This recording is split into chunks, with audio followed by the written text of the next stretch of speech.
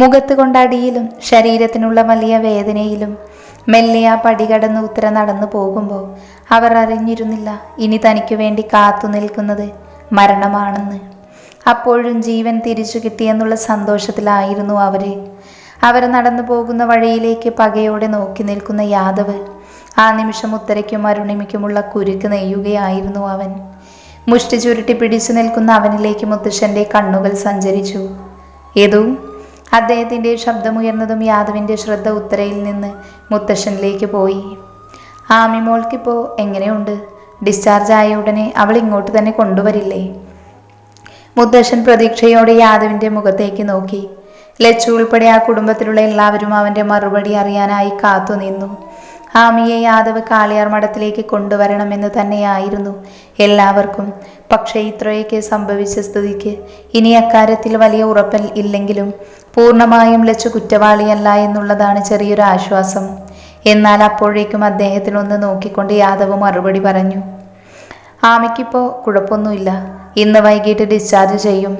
Discharge ആയ ഉടനെ ഓഫീസിനടുത്തുള്ള വില്ലയിലേക്ക് പോകാനാണ് തീരുമാനിച്ചിരിക്കുന്നത്. കുറച്ച് ദിവസം ഞങ്ങൾ അവിടെയായിരിക്കും. അതാണ് എല്ലാവർക്കും നല്ലത്. അവൻ്റെ ആ വാക്കുകൾ കാളിയാർ മഠത്തിലുള്ളവരെ നിരാശയിലാക്കി. ലച്ചു പൂർണ്ണമായും തെറ്റുകാരിയല്ല എന്നറിയാവുന്നത് കൊണ്ട് തന്നെ ആമിയെ ഒരുപക്ഷെ ഇവിടെ നിർത്തിയാലോ എന്നൊരു പ്രതീക്ഷ അവരിൽ എല്ലാവരിലും ഉണ്ടായിരുന്നു. എന്നാൽ ഇനി തങ്ങൾ എന്തു പറഞ്ഞാലും അവൻ്റെ തീരുമാനത്തിൽ മാറ്റമുണ്ടാവില്ല എന്നറിയാവുന്നത് കൊണ്ട് തന്നെ പിന്നെ ആരും ഒന്നും പറഞ്ഞില്ല. മുത്തശ്ശനെ നോക്കി അത് മാത്രം പറഞ്ഞുകൊണ്ട് ആരെയും നോക്കാതെ പടികൾ കയറി പോകുന്ന യാദവിനെ എല്ലാവരും സങ്കടത്തോടെ നോക്കി നിന്നു. പടികൾ കയറി തൻ്റെ മുറിയിലേക്ക് പോയ ഉടനെ ആദ്യം യാദവ് കുളിച്ചൊന്ന് ഫ്രഷായി. കുളിക്കുമ്പോൾ തൻ്റെ ശരീരത്തിലെ സ്റ്റിച്ചിലേക്ക് വെള്ളം തട്ടാതെ അവൻ പ്രത്യേകം ശ്രദ്ധിച്ചിരുന്നു. പിന്നീട് കുളിച്ച് വസ്ത്രം മാറി കബോർഡിൽ നിന്ന് എടുത്തു വെച്ച് 2 ഫയലുകളും എടുത്ത് താഴേക്ക് പോകുമ്പോൾ അവനോടൊപ്പം പോകാൻ തയ്യാറായി സേവിയറും നിൽക്കുന്നുണ്ടായിരുന്നു. പിന്നെ അധിക സമയം കാളിയാർ മഠത്തിൽ നിൽക്കാതെ അവർ വീണ്ടും ഹോസ്പിറ്റലിലേക്ക് പുറപ്പെട്ടു. ഒന്ന് നന്നായി കുളിച്ച് ഫ്രഷായതിനു ശേഷം നഴ്സ് കൊടുത്ത ഭക്ഷണം കഴിച്ച് ടാബ്ലറ്റും എടുത്ത് റെസ്റ്റ് എടുക്കുകയാണ് ആമി. ക്ഷീണം കൊണ്ടും തളർച്ച കൊണ്ടും അവൾ ചെറുതായി ഒന്ന് മയങ്ങിയിരുന്നു. അപ്പോഴും അവളുടെ കയ്യിലെ ട്രിപ്പ് ഇട്ടിട്ടുണ്ട്. പതിയെ അവൾ കണ്ണുകൾ തുറക്കുമ്പോൾ അവൾക്കടുത്തൊരു ചെയറിൽ അവനിരിക്കുന്നതും കയ്യിൽ ലാപ്പും. അവനെ കണ്ടതും ആമിയുടെ മനസ്സിലേക്ക് വന്നത് അവൻ കാളിയാർ മഠത്തിലേക്ക് പോകുന്നതിന് മുൻപ് പറഞ്ഞതായിരുന്നു. ഇന്നലത്തെ കാര്യങ്ങളും അന്വേഷിച്ചറിയാൻ യാദവിന് ഒരുപാട് സമയം എടുക്കില്ലെന്ന് അവൾക്കുറപ്പാണ്. അതുകൊണ്ട് തന്നെ കാളിയാർ മഠത്തിൽ നിന്ന് ഇറക്കിവിട്ട ഉത്തരയ്ക്ക് വേണ്ടുന്ന ശിക്ഷ യാദവ് നൽകിയിട്ടുണ്ടാവും. പക്ഷേ ലച്ചു, അവളെ പൂർണ്ണമായും കുറ്റം പറയാൻ കഴിയില്ല. സ്വന്തം സഹോദരനോട് സ്നേഹമുള്ള ഏതൊരു അനിയത്തിയും അതേ രീതിയിലേ പെരുമാറൂ. പക്ഷേ യാദവിനോടുള്ള ഇഷ്ടക്കൂടുതൽ കൊണ്ട് ലച്ചുവിൻ്റെ വാക്കുകൾക്ക് വല്ലാത്ത കാഠിന്യമുണ്ടായിരുന്നു. അതറിഞ്ഞാൽ തീർച്ചയായും യാദവ് ലച്ചുവിനോട് ദേഷ്യപ്പെടും. അത് തനിക്ക് സഹിക്കില്ല. കാരണം അവൾക്ക് കാളിയാർ മഠം അത്രയും പ്രിയപ്പെട്ടതാണ്. അതൊരു പക്ഷേ അവളുടെ അച്ഛൻ കാരണം കാളിയാർ മഠം അത്രത്തോളം ബാധിക്കപ്പെട്ടത് കൊണ്ടാവാം. നിനക്കിപ്പോൾ എങ്ങനെയുണ്ട്? എന്തെങ്കിലും ബുദ്ധിമുട്ട് തോന്നുന്നുണ്ടോ? കണ്ണു തുറന്ന് കിടക്കുന്ന ആമയെ കണ്ടതും ലാപ്പിൽ നിന്ന് മുഖം ഉയർത്തിക്കൊണ്ട് യാദവ് അവളോട് ചോദിച്ചു. ഇല്ല, പതിഞ്ഞ ശബ്ദത്തിൽ യാദവിനോട് പറയുമ്പോൾ ലച്ചുവിനെ കുറിച്ച് ചോദിക്കണമെന്നുണ്ടായിരുന്നു അവൾക്ക്. അപ്പോഴേക്കും അവിടേക്ക് ഡോക്ടർ വന്നിരുന്നു. ആമിയെ ഒന്നുകൂടെ ചെക്ക് ചെയ്തതിന് ശേഷം ട്രിപ്പ് മാറ്റി ഉടനെ ഡിസ്ചാർജ് ചെയ്യുകയും ചെയ്തു. അപ്പോഴും യാദവിൻ്റെ മുറിവിനെ കുറിച്ച് ഡോക്ടർ ഓർമ്മിപ്പിച്ചിരുന്നു.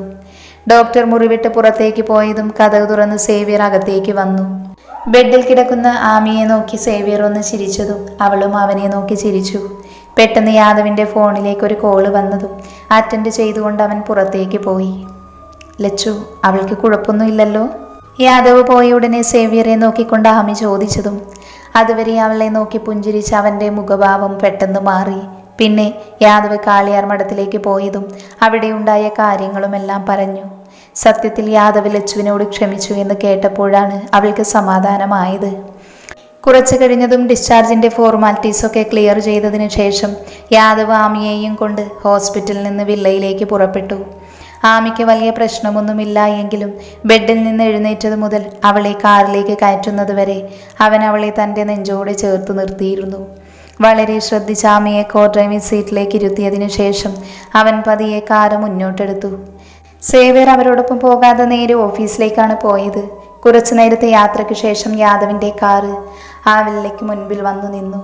അവൻ ഇറങ്ങിയതിനു ശേഷം അതിൻ്റെ ഡോറ് തുറന്ന് കൈപിടിച്ച് അവളെ പുറത്തേക്കിറക്കി. അധികം വലുതല്ല, എന്നാൽ തീരെ ചെറുതോ അല്ലാത്ത വില്ല. എന്നാൽ കാണാൻ അത്യാവശ്യം ആഡംബരവും ഭംഗിയുമുണ്ട്. വാ എന്ന് പറഞ്ഞുകൊണ്ട് യാദവ് അവളുടെ കൈപിടിച്ച് മുന്നോട്ട് നടന്നു.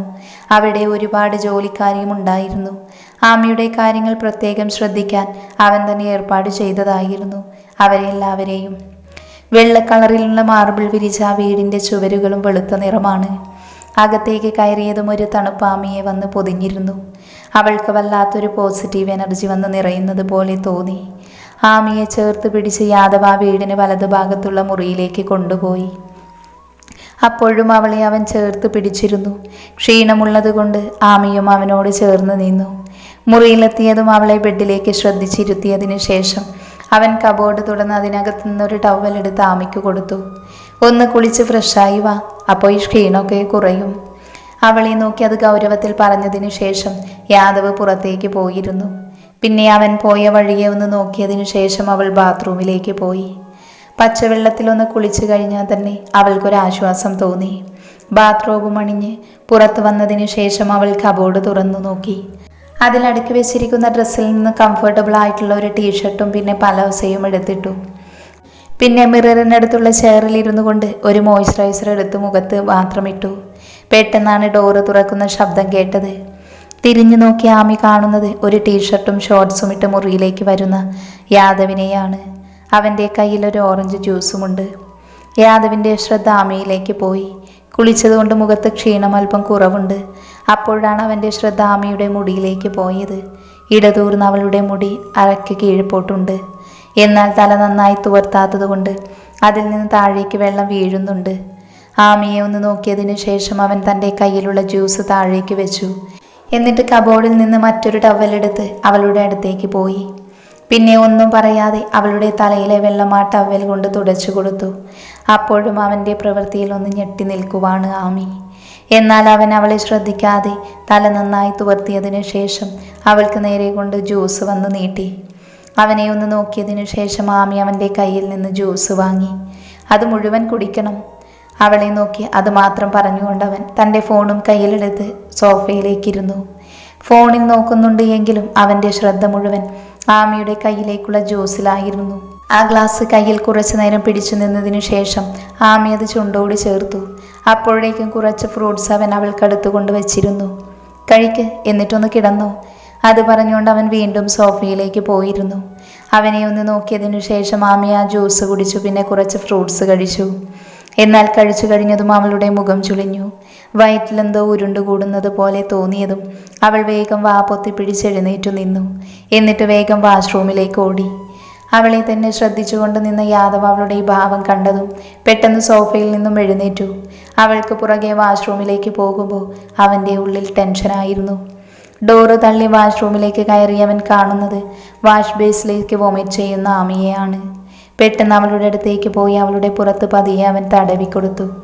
ഛർദിച്ച ആമി അവശയായതും അവൾ പോലും അറിയാതെ ആമി യാദവിൻ്റെ മേലേക്ക് ചാഞ്ഞിരുന്നു.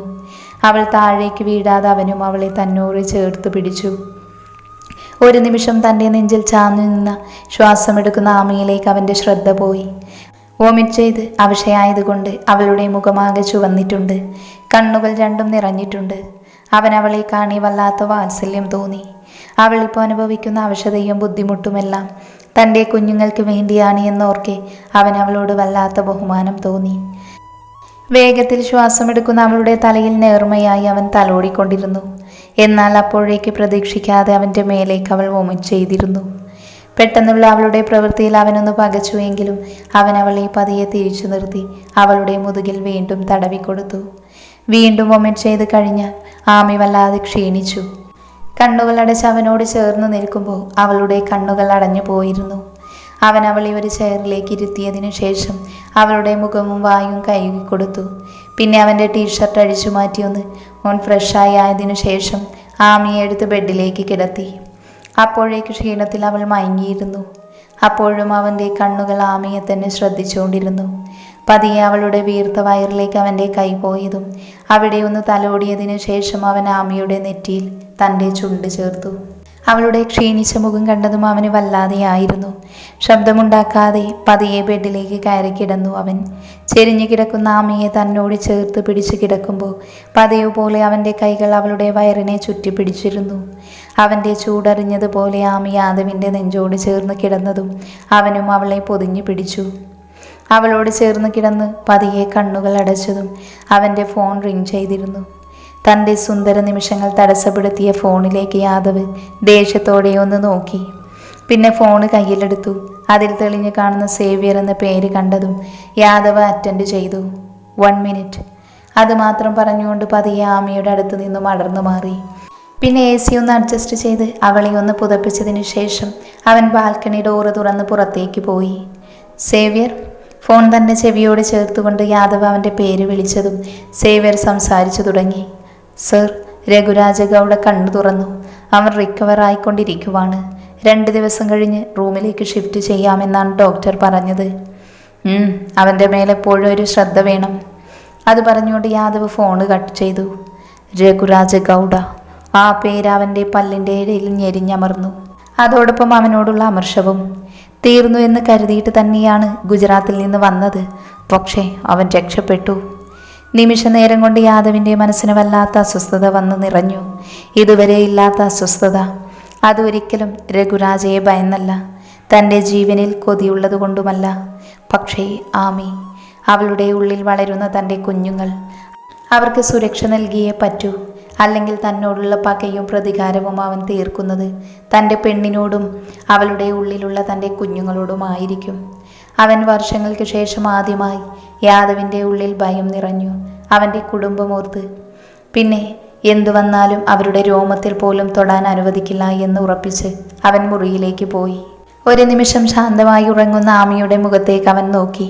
കണ്ണുകൾ അടച്ച് കിടക്കുമ്പോഴും അവളുടെ മുഖത്ത് ക്ഷീണമുണ്ട്. അവളെ നോക്കിക്കൊണ്ട് യാദവ് പതിയെ ആമിയുടെ അടുത്ത് ചേർന്ന് കിടന്നു. അവളെ ചേർത്ത് പിടിച്ച് കിടക്കുമ്പോഴും അന്ന് രഘുരാജ ഗൗഡ പറഞ്ഞ വാക്കുകളായിരുന്നു അവൻ്റെ മനസ്സ് നിറയെ. നിന്നെ വിടില്ല യാദവ്, നിന്നെ മാത്രമല്ല നിനക്ക് ചുറ്റുമുള്ളവരെയും ഇല്ലാതാക്കും ഞാൻ, എല്ലാവരെയും. പകയെരിയുന്ന കണ്ണുകളോടെ അന്ന് അവൻ പറഞ്ഞ വാക്കുകൾ ഓർക്കെ അവൻ തൻ്റെ മുഷ്ടി ചുരുട്ടി പിടിച്ചു. പിന്നെ ചില തീരുമാനങ്ങൾ എടുത്തതിനു ശേഷം അവൻ കണ്ണുകൾ അടച്ചു. ഹോസ്പിറ്റൽ, ഗുജറാത്ത്. ICUവിൽ അക്ഷമനായി നിൽക്കുകയാണ് സുൽത്താൻ. അയാളുടെ കണ്ണുകൾ അടഞ്ഞു കിടക്കുന്ന ആ ഡോറിലേക്ക് പോയി. കഴിഞ്ഞ 3 ദിവസമായി അതിനകത്ത് കിടക്കുന്ന രഘുരാജ ഗൗഡ. ഇന്ന് കുറച്ചു മുൻപ് അയാൾ കണ്ണു തുറക്കുന്നത് വരെ അയാൾ ജീവിതത്തിലേക്ക് തിരിച്ചു വരുമെന്ന് ആരും പ്രതീക്ഷിച്ചതല്ല. എന്നാൽ ഇപ്പോൾ അവൻ്റെ ഉയർത്തെഴുന്നേൽപ്പിനുള്ള കാത്തിരിപ്പിലാണ് അയാളും അവൻ്റെ പടകളും. കണ്ണിൽ സൂര്യപ്രകാശം കുത്തിക്കയറിയതും അസ്വസ്ഥമായി ആമി തൻ്റെ കണ്ണുകൾ തുറന്നു. വലതുവശം ചേർന്ന് പതിയെ ആമി ബെഡിൽ എഴുന്നേറ്റു നിന്നു. അപ്പോഴാണ് തനിക്കടുത്ത് കിടക്കുന്ന യാദവിനെ അവൾ കാണുന്നത്. കുറച്ചു മുൻപ് വരെ തന്നെ ചേർത്ത് പിടിച്ചു പരിചരിച്ച അവനോട് അവൾക്ക് ആദ്യമായി ബഹുമാനം തോന്നി.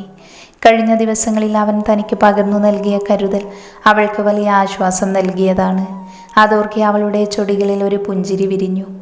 എന്നാൽ അവളെ അതിനനുവദിക്കാതെ അവൻ നൽകിയ മറക്കാൻ കഴിയാത്ത വേദന അവളുടെ മനസ്സിലേക്ക് ഒരു തിരമാല പോലെ അലയടിച്ചു.